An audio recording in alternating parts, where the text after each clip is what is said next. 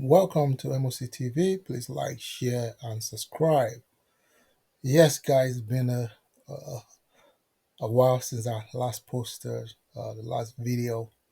Um, yeah, I just had to post this video and then just talk about this fight between Bakole and Joseph Parker.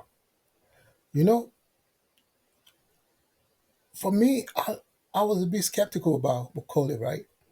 Because I thought, yeah, it just doesn't look like a typical fighter.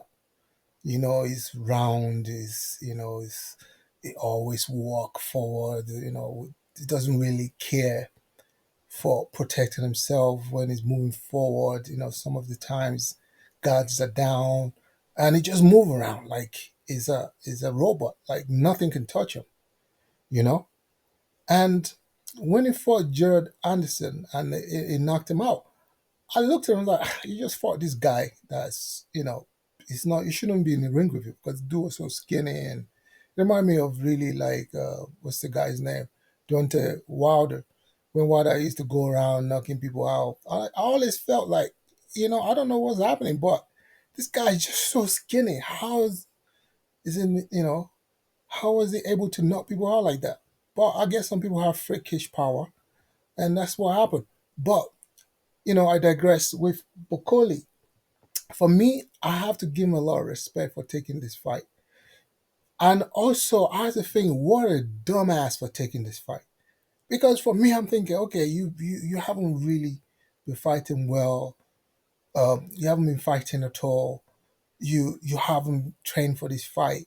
And literally just left Congo and jumped in the ring without any rest. It's crazy. It's the dumbest shit I've ever heard anybody doing, you know?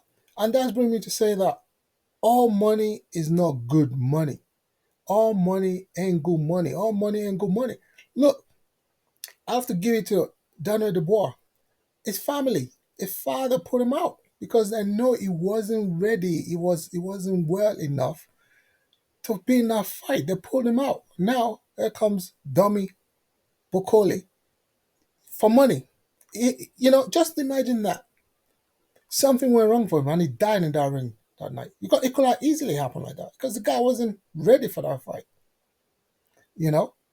And also, I have to give Joseph Parker all the credit in the world for him to accept to fight Bukoli because Bukoli really, let's be honest, is the boogeyman and the heavyweight. Nobody wants to fight him.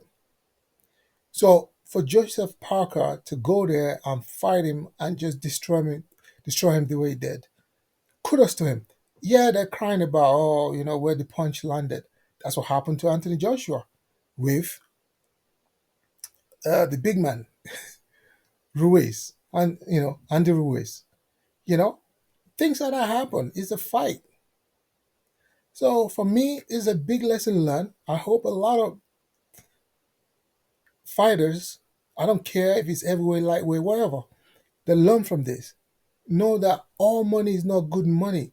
Don't just jump in a fight for to make a quick buck. You have to think about yourself, think about your family.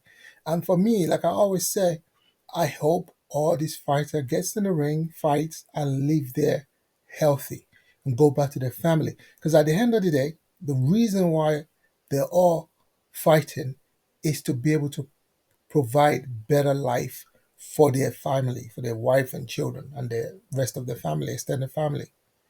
So, I'm grateful to God and I thank God that Bokoli was able to get out of that ring healthy, but I hope he has learned his lesson. All money is not good money. And that's my takeaway from this fight. Anyway, that's my 2 pence. MOC out. See you in another video.